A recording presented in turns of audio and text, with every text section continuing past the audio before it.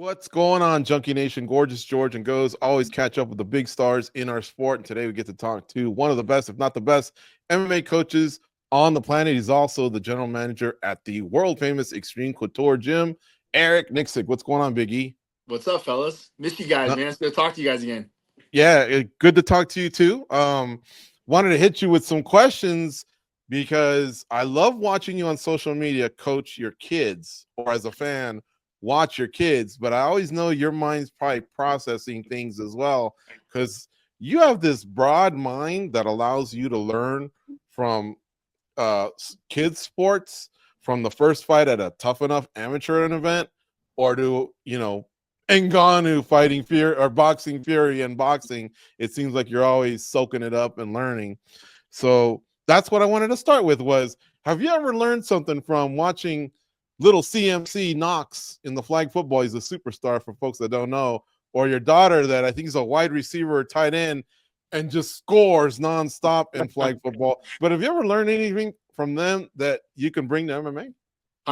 Patience, delivery, understanding like how to speak to all different types of individuals, and not everyone's going to react or respond to the same sort of constructive criticism, the same style of coaching. So being around and coaching my son, and at that level, of course, it's all about positive reinforcement, and it's a sport. Yes, you want to win, but at the end of the day, we're trying to build better men and better characters. And then with my daughter, man, honestly, my daughters, it helps me a ton on understanding how to coach women fighters, and some of the things that they go through, and with the emotional roller coasters and the ups and downs and things like that. So I certainly love watching my daughters compete. My oldest just won the national championship at Coronado and dance. My middle daughter won team MVP for Coronado and flag. So it's a lot of athletes in the Nicksick home, so it keeps you on your toes. That's for sure. Will that possibly pay for college on both ends, the dance and the flag football? Like, is that a college sport now for women, or? Yeah, so right now, flag football is starting to become a collegiate sport for women. There are some schools that are offering full ride scholarships. With Avery being a freshman right now, we predict in the next 3 to 4 years that more colleges will accept that, and then have more female opportunities for flag football. So there's a possibility for her to get scholarships, but her mindset is on the Olympics. Like, she wants to be an Olympic athlete and compete in the Olympics where they announce women's flag football. And then McKenna, yeah, she's already looking at schools for dance. So University of Texas, she's definitely interested in going there. There's some California schools she has on her list. And really, man, it's kind of cool, like looking at around, like now we're going to go travel as a family to go look at colleges for my oldest daughter. NIL. Don't forget about NIL. Yeah, exactly. 100%. Guys, she's a star. I mean, you just throw it up and she grabs it. She's a woman among girls out there on the field. And Bro, then her speed, her breakaway speed, man. It's like Stephon Diggs or something. Oh yeah, she can she's go, tall, man. but she has this stride, man. Yeah, she can go. It's so funny, George, because like all my old coaches will call me and like give me shit. They're like, she's way better than you ever were. And I'm like, oh, 100%. Like, she's way better than me. Yeah, she's unreal. That's hilarious. All right, so let me hit you with this one. Give me a coach in MMA that's a great coach that you've never met. Ooh, that I've never met. Wow. Oh, man. Now I'm racking my brain. I feel like I've met most of them, to be honest with you. I'm going to say Matt Hume. I don't think I've ever really got to meet Matt Hume. Mm-hmm. I've met Greg Nelson, kind of, but I never really got to, like, these are guys I never really got to work with. So definitely like a guy that really stands out to me that flies under the radar. I'd say Matt Hume. I think he's one of the best coaches of all time that doesn't get the credit maybe he deserves. Mm-hmm. I've never got to work with Javier Mendez. I've met him a few times, but never got to work with him. But definitely, I think Matt Hume is a guy that stands out when you ask me that question. The reason I ask that is because in our circle, and I'm guilty of it too, when somebody says, hey, name a good fighter, we always go to our homies, right? We give them love. And that's what I didn't want you to do, because I know you're close with Marshall and Hoof. They are great coaches, and Montoya, they are great. But I just figured there might be someone he watches from a distance that he would now tell us who it is because he's never met them, versus someone that runs in the circle? So that was my No, little that's a attempt at a trick question. great question, man. And I mean, like, you know, I know Faraz personally, but I never got to like work and see like hands-on stuff. You know, I know Greg personally, but I never really got to work hands-on stuff with him. So guys like that, like really that paved the way that you've been watching for years. Even like Hackelman, like guys you used to watch as a kid. Yeah. You know, those things to me are those guys are pioneers when it comes to this sport. Mm-hmm. And then lastly, and then I'll turn it over to Goes, the Celtics coach, Missoula, who's a buddy of yours. Max Crosby seems to be a buddy of yours and the team. Have you ever picked up anything from them? They're staring at our sport from the sidelines. You know, they're fans, but they're obviously very successful in their own way as a coach and as a player. Have they ever added anything to you that you've been able to apply? Oh, Joe Missoula, 100%. I talk to Joe probably 2 to 3 times a week. And what I noticed about Joe is like I'll reach out to him to check in on him, but he's like wants to know immediately like how's everything going in your life, and like he's guiding me a little bit more to look at my faith a little bit more than I have in the past. I've never really been like a big faithful God fearing or anything like that, but I think he's pointing me in that direction a little bit. That's helped me a ton. And then a lot about perspective, you know, like even the stuff that kind of went on with Strickland and everything else. He you know, the perspective that he gave me on situations like that it's a privilege to be able to deal with these things. Like this is a privilege, although it feels like a bad thing, it's actually a good thing in a lot of ways. You know, like you've put yourself in a good position, and you know this is something that is put on your shoulders for a reason. So you know, Joe's been a huge inspiration to me, and he's a guy that reached out to me couple years ago, and we forged this friendship that you know I'm very thankful for. Eric, you've been such a big part of our sport, not just in coaching. I feel like your footprint goes further than that. Have you ever thought, you know, we brought up Matt Hume, and Matt Hume for a long time was a coach, and then you see his role now with like one championship, you know, kind of changing things up. Would you ever consider retirement from coaching and possibly taking another job, but within our field? Because man, the pressures that come with what you do, you're tremendous at it, but it's got to be a lot, no? Yeah, I would love to. And you know, over the years, I've thought more about how I can get into more like a Mick Maynard or Sean Shelby role in matchmaking or finding talent for the UFC or bigger promotions. I think having a pivot or having something that we can always angle off to is very important. You know, that's why we started the podcast, and it's nice to have other avenues in this sport that we can kind of branch off of. But you know, I love Dean Thomas's role as what he does as an analyst. I've reached out to Zach Candido and said, hey, I would love to mirror Dean or follow Dean around. And so if there's ever an event that Dean isn't going to be available or is at the Apex, I live here in town, I would love to be able to fill like a backup role for Dean, just so I have just other things to do and irons in the fire that are all related to MMA. So definitely I would love to be able to expand on what I do as a coach and get into some other avenues within MMA. Wait, can I jump in? Go What did for it. Candido say? He said he loved the idea. Oh, there you go. Yeah. Cool. I wasn't sure if he said Yeah. get out here. No, he loved the or idea. like I got he's going to to it. press Good. some more though. But I'm like, listen, I'm here. I'm not traveling. Unfortunately, I mean, not unfortunately, it's good. I work damn near every event. But you know, if there's an Apex show that's, you know, I'm not working, I would love to come in and it's all reps. It's all about getting good reps. So being able to watch more fights and you know, gives you homework to do, I'm all for it. I actually think you'd be great in that role because, you know, for as good as you are with X's and O's, the one thing I've always enjoyed about your company is you're never not you. You know, you always find a way to whatever you're doing, do it as Eric Nicksick with Eric Nicksick input. You've never struck me as a guy that tries to change for other people. So I think you'd be tremendous at it. I think that's a big thing, man, is when you're doing that type of stuff, you have to hold it true to what you believe and how you see the things, because that's why we're tuning in. So I think you'd be awesome. So hopefully that does happen for you, Eric. I appreciate that. I'm gonna stay on him about it. Yeah.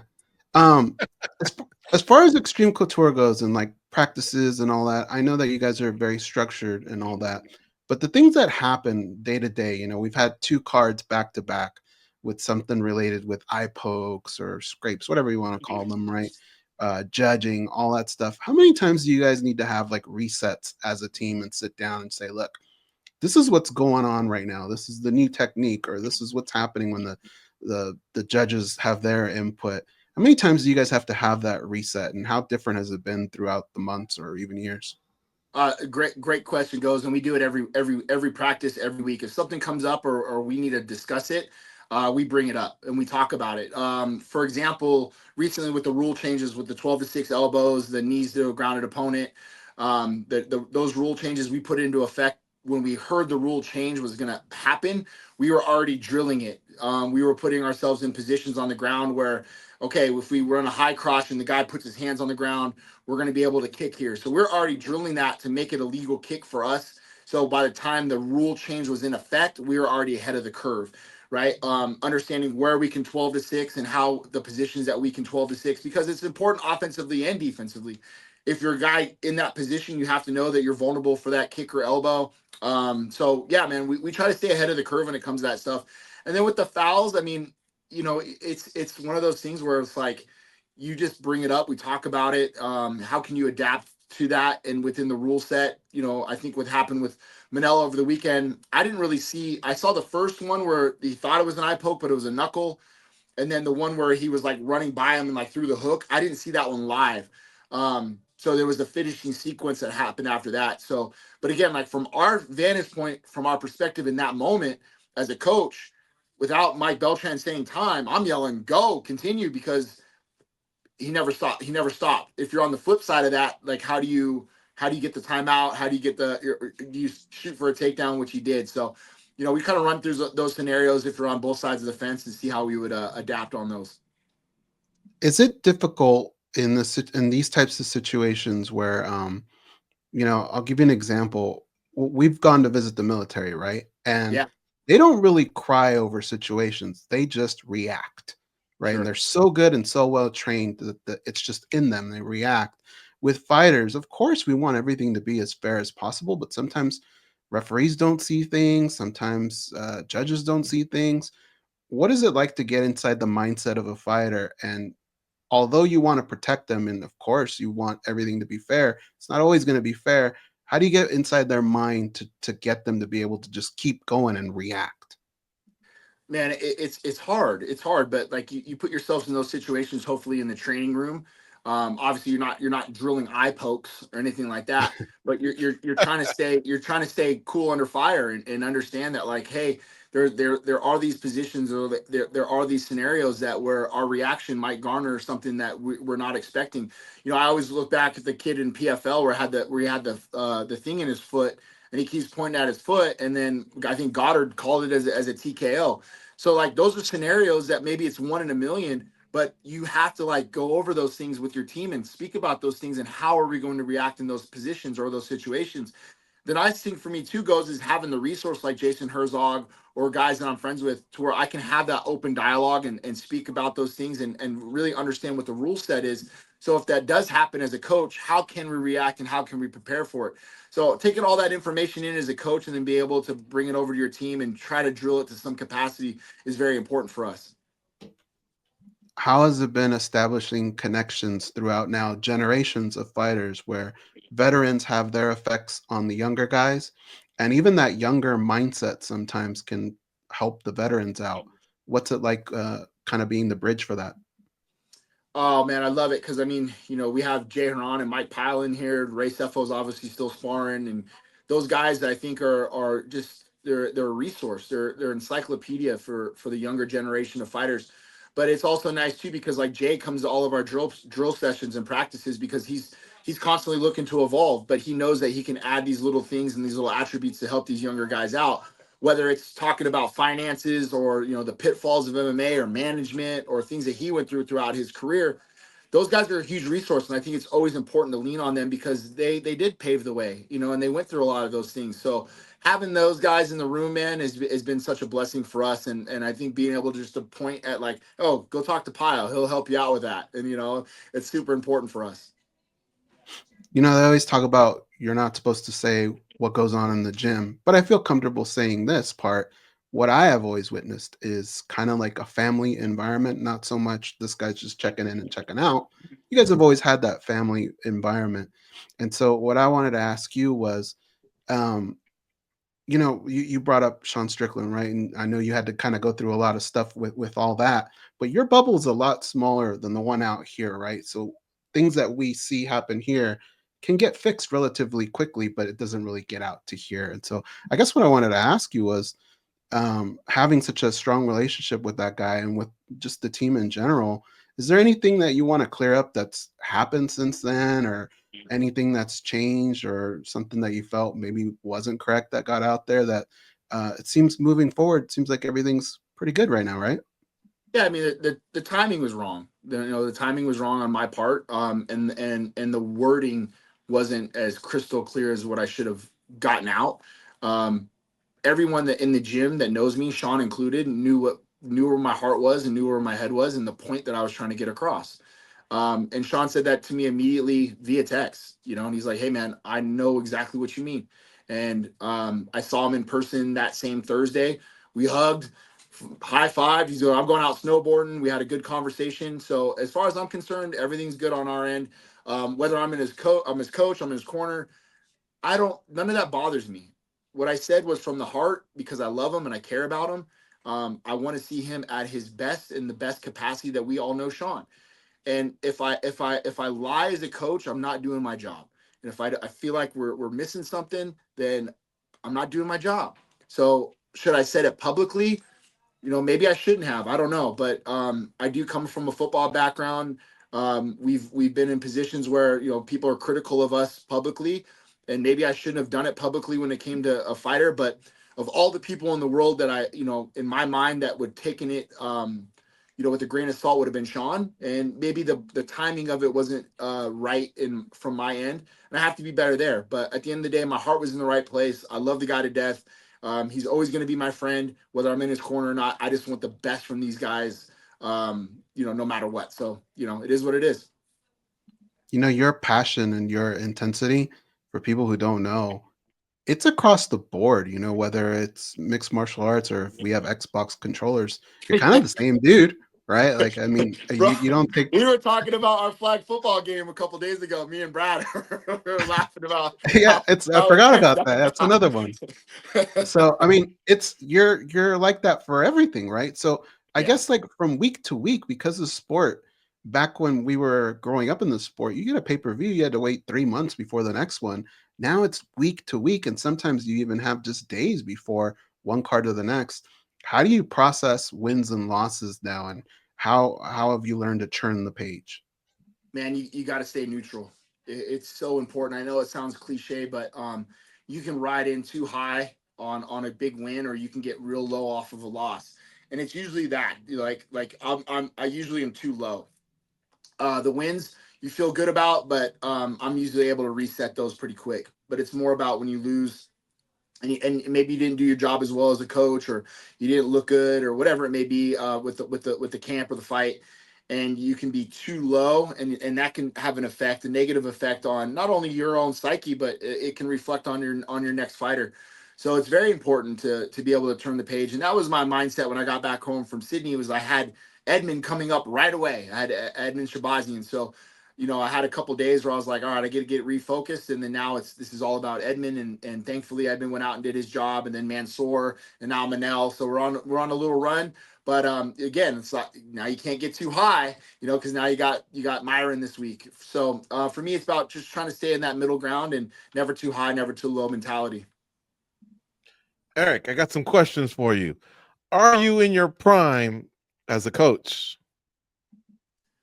I would like to say yes. I would like to say yes. I would like to be consistent. That's my biggest thing. And I think, thankfully, because of you guys in 2020, when I was nominated co-coach of the year with Tyson, I think that helped put us on the map and people started to understand what we were doing.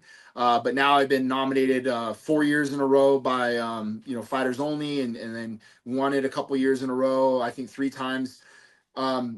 To me, it's about the level of consistency. Are we continually putting out good products? Are we continuing to build new talent?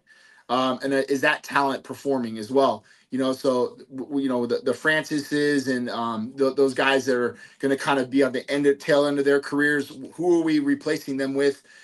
with our ideologies or our systems, and are those guys winning, and they're winning emphatically. So that to me is equally as important. Why are you better now than you were in 2020 when you not only were nominated, but you won the MMA Junkie Coach of the Year award? Experience, man. Just reps, and that's the best part about it, is just getting these valuable reps, understanding what championship material looks like, understanding, just the drive that I have to see people realize that same success that Francis had, that Aljo had, that, Lance Palmer and Rafion Stotts and Sean Strickland, that helping these fighters realize their full potential and putting them in a position where they can better their lives. That's been my journey, and that's something I love so much about the sport. I kid you not. There are times where I get more excited to hear not just you, but a lot of coaches communicate in those 60 seconds in a big fight versus some of the fights that I've seen. Like, I'm literally going, shut up. When they say we're going to go to the coach's corner or whatever, just to hear you guys. Sometimes they'll only give you 30 seconds, right? And then they'll give the other guy or whatever. But I just want to see what's going on. Is there an adjustment that can be made or whatever?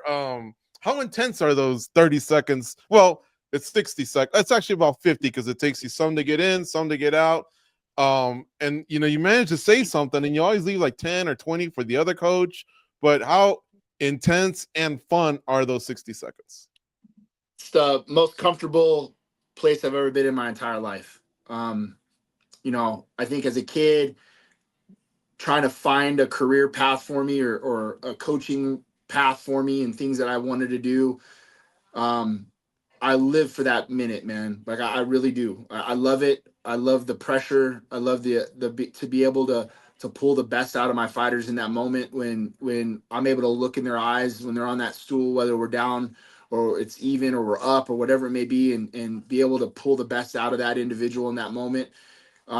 It's what I live for, man. Like I think that's what I'm addicted to. I'm a junkie to, is that 1 minute of what do we need to do to make this happen so we can get this win. So I appreciate you saying that, man, because it's definitely my favorite thing to do in my, I think in my life, right? Like, and I'm very fortunate every time we walk and hit that curtain.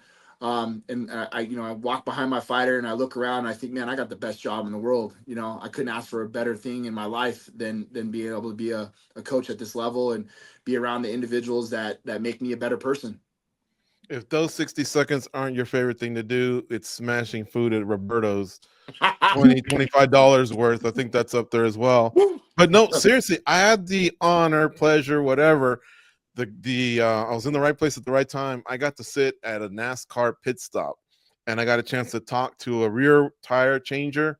Yeah. And before and during, but that 0.4 1 second or 0.8 that you can shave off makes such a difference in the race. Could make a difference in the points that they accumulate or whatever. But same thing, these adjustments that are being made can be the difference between a fight that's 2-2 going into the fifth and pulling it out of that fighter.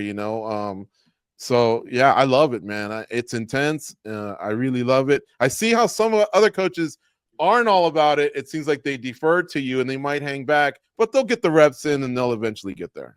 Sure. I mean, it is. It's just reps. And some guys do a really good job of motivating their fighters with not a lot of technical advice. And I think it's really depicted on the fighter and what the fighter needs in that moment and knowing your fighter. I think that's important. There's been rounds where I've never given one piece of technical advice, but just yelled and try to motivate.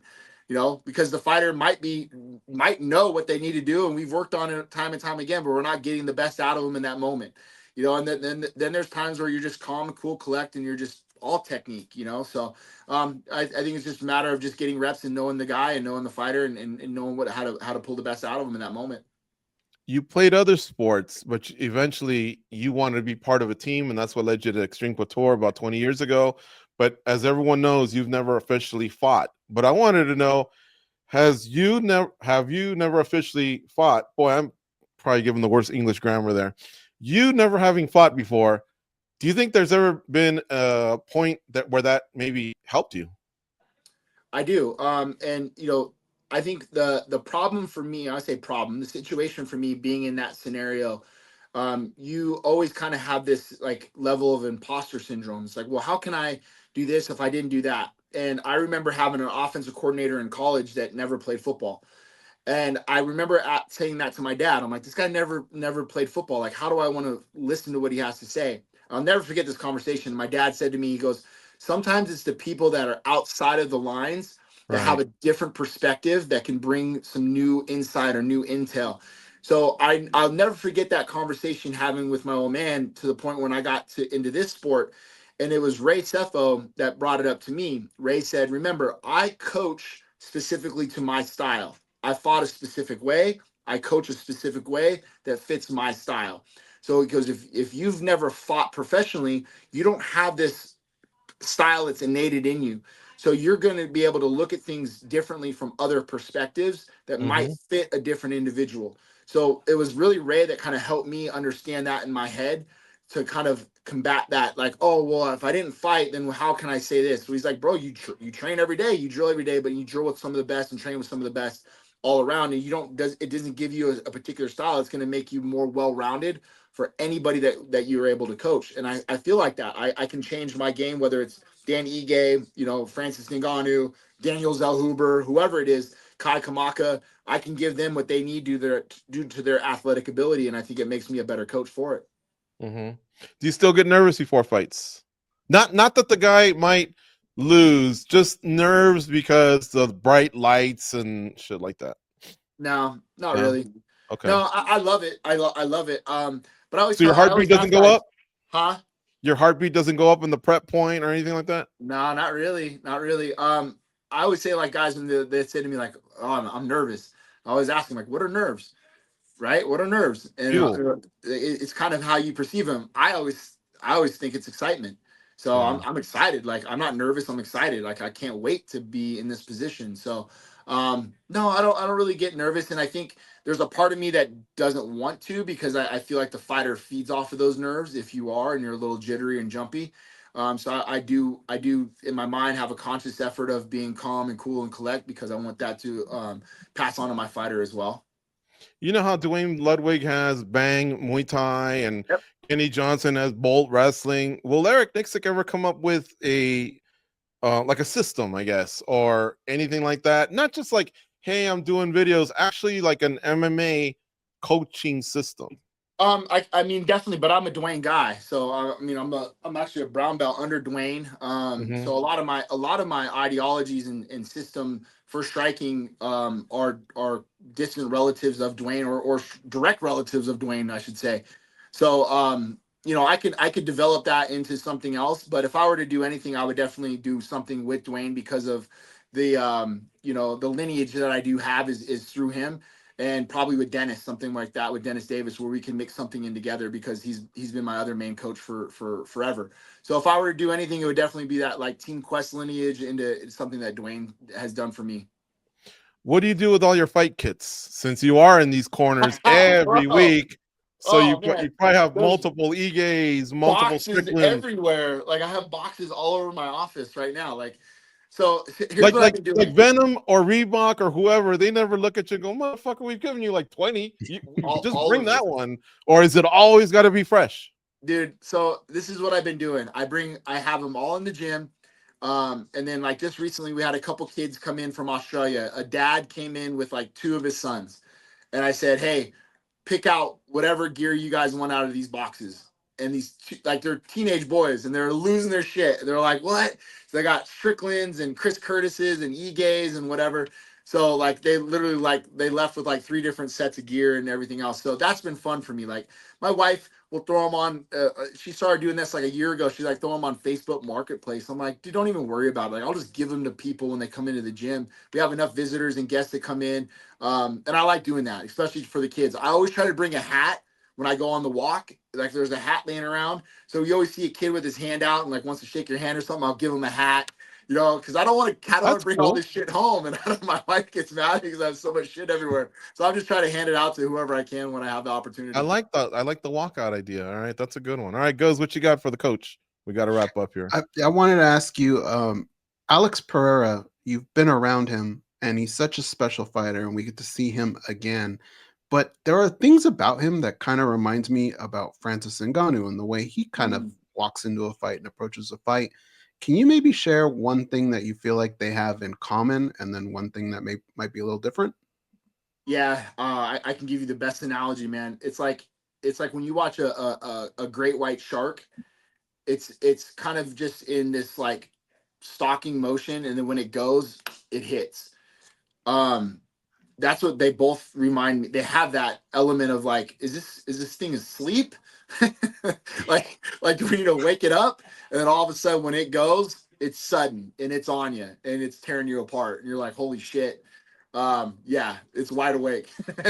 So that's what I get from both of them. To be honest with you, you're like, this is this great white shark, this apex predator that's coming at you, and it just feels like it's just docile and not, it looks intimidating, right? But Hmm. when it decides to go, it goes, and it's tearing shit to shreds. To shreds. You know Hey, how real they quick. say, Oh, go ahead. Sorry. I was just gonna say, you know how they say aliens walk among us? He would Yeah, be the first guy I would point to because he yeah, just seems that like he dude. knows what's gonna happen before it does. He's Right. so cool about it that you're like, you actually know what's about to Yeah. happen? Like, so weird. But what were you saying, Jake? Yeah. Well, I was gonna say, how tough will this weekend be? Because I've seen Mangomed and Goliath in Xtreme Couture for many years, but I know that Pereira was also part of Team Strickland, Sure. and you like that guy. So are Yeah. you just, hey, have a great fight, guys? Is that tough to even pick a side?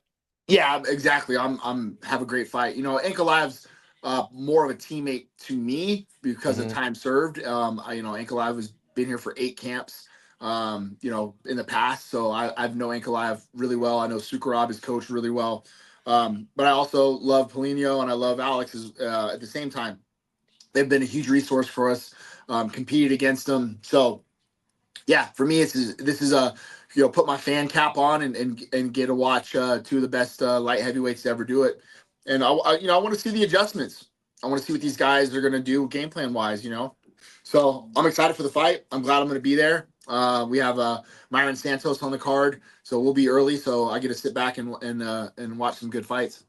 You still good on time? Yeah, great on time. What was your first fight? Do you remember it as a Uh, coach? Or yeah, as a coach? first UFC was first fight I ever cornered was Dennis Davis at the Riviera, um, Okay. here in town, and that was man, 2014. No, not Okay. 2014. No, I'm tripping. 2014, uh, 2007. I bet. Yeah, I'm Okay. trying to think when Campman was. First UFC fight I ever cornered was Martin Campman, Carlos Condit 2. Ooh. Um, First title and fight, UFC?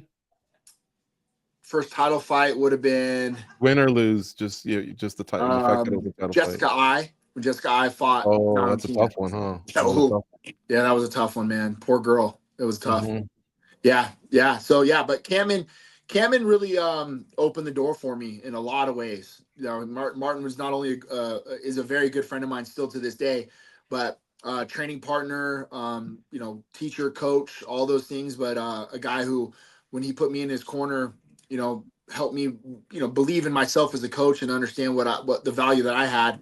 And then more and more fighters started to see that. And then it was Brad Tavares that was like, yo, I want you in my corner. So I've been with Brad ever since. Yeah. So it was those opportunities that I think that like allowed me to be in the position I have today is definitely like Martin and Dennis. Paul Buentello, former UFC heavyweight, used to say he threw up before every fight, and he said it publicly. So I'm not outing him. I'm wondering, do you have a fighter that's had some sort of a ritual, good or bad? And I understand if you can't share it, you can't share it, but maybe a good one that's funny where like, they do 10 push-ups, for example, before they go out, or maybe that the team prayer, just, or anything more bizarre, the better. But are there Yeah. something? Yeah, nothing too crazy, but there was one guy, and I won't out him, but he did he vomited every time, and he was like Oof. he was a nervous wreck.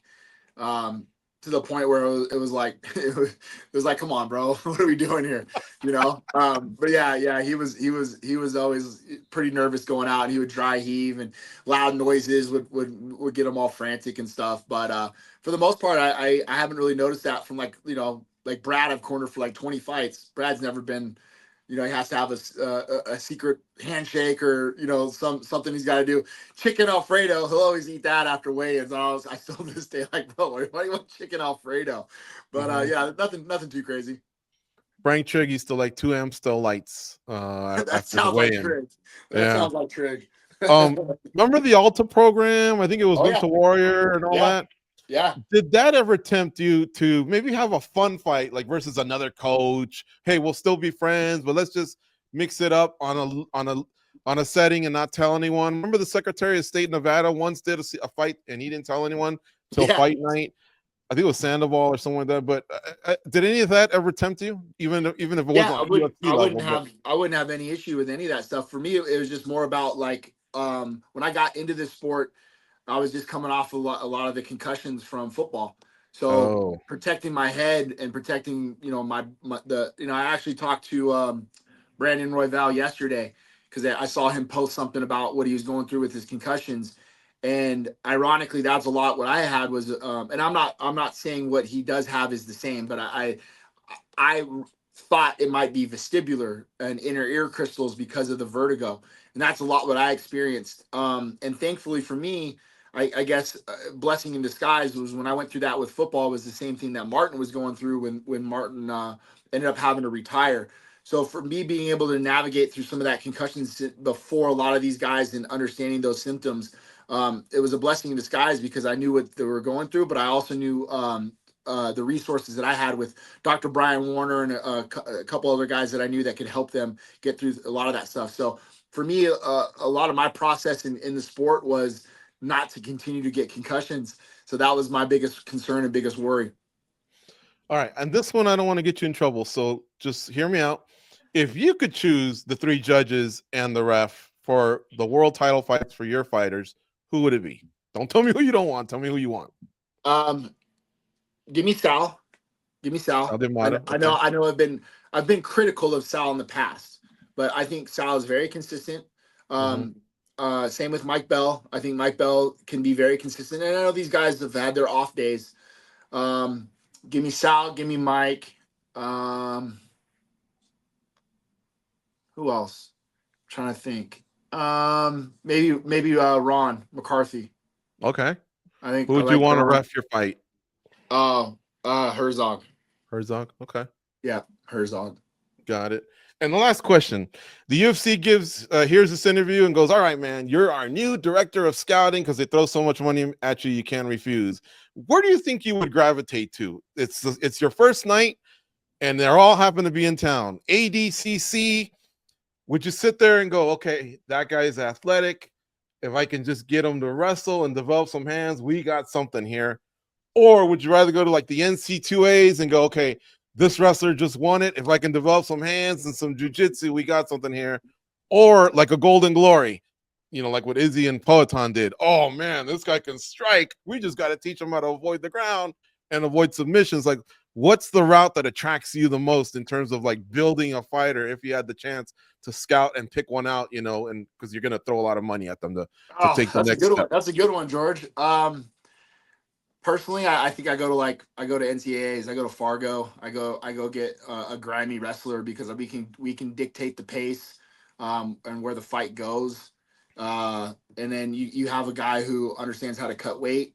There's a grittiness and a toughness about them that, you know, I think is forged in the wrestling room. So yeah, give me that NCAA wrestler, and we'll put some hands behind him, and then we can make him a world-class fighter.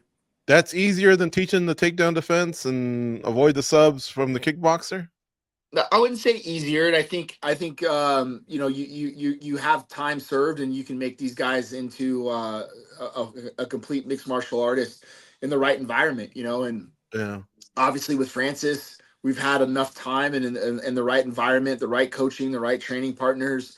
It's so important to have that village, right? Like, and that right there is, and the right mindset was Francis was open to learning and growing as a martial artist. It wasn't about him defending the takedown. It was about making him a better wrestler all around. And now we've seen what he's capable of when he does score takedowns. and the offensive side of things where it becomes another attribute, another tool, not a deficiency. So that was something that where Francis was open-minded to, and now it developed into a new skill for him that we see him, easily take people down, and we saw what he did with Renan Fajeda. You know why I thought the tide was turning? Because the gritty wrestler is probably the correct answer, and it's probably what most people have said for the last 30 years and continue saying. But one thing I've noticed is they don't really become big charismatic stars. You got your Chandlers that can talk, a Ben Askren that can talk trash, a few other guys that have a certain swag to them, but a lot of them are just Midwest kids, Northeast kids, and they work hard. And I've noticed the kickboxer kind of has a little bit more like Mystique. charisma, pizzazz, but that's obviously now I'm thinking from the money side, of things and creating a star. Yeah, I completely agree with that too, and I'm sure the promotion prefers the guys that are in there, knocking each other out. But I look at a guy like Kamaru Usman, who really developed into a beautiful striker out of both stances, but was able to blend his wrestling into his striking. I look at Hamzat, the guy who is such a offensive style grappler where it's not boring. He's fun. Not, like he's going to take your head off, right? Yeah. And Fluffy Hernandez. I'm a fan. Style grappler who's implementing ground and pound, and he's putting a different type of pace, on somebody to where, I remember the promotion wasn't big on like John Fitch back in the day, but John Fitch was, try to hold another grown man down like that for 15 to 25 minutes is very difficult. Right. And then you have Jake Shields, who has a very offensive style to his grappling. So I think when you start blending and connecting those things is very important, because it makes it a fan-friendly type. And you see that with Fluffy Hernandez. He's a fun guy to watch when he gets on the ground. Fluffy, Zalal, Mario Bautista. There's a few guys that people don't even think about, but I'm fans of theirs for one reason or another, man. Because you gotta develop new favorite fighters as the old ones start to retire. Agreed. I hope you never retire anytime soon. I think you can do some legendary stuff in this sport. You're young, and like I say, you just have this great attitude towards it all. So anyway, it's a pleasure always to talk to you. Our fans love it, and thanks for spending a lot of time with us, answering a ton of questions. Man, you know how much I love you both, and without you guys, I'm not in this position too. I tell you guys that every time, but you guys been my ride or dies for a long, long time. So love being on the show, love seeing both of you guys. Miss seeing you guys in the gym. I don't see you as much as I used to, but so I always, anytime I'm on the show, it pulls up our heartstrings, because you guys know how much you mean to me. Awesome, man. Well, thank you. We feel the same way. Yep. Appreciate it. Take care, bud.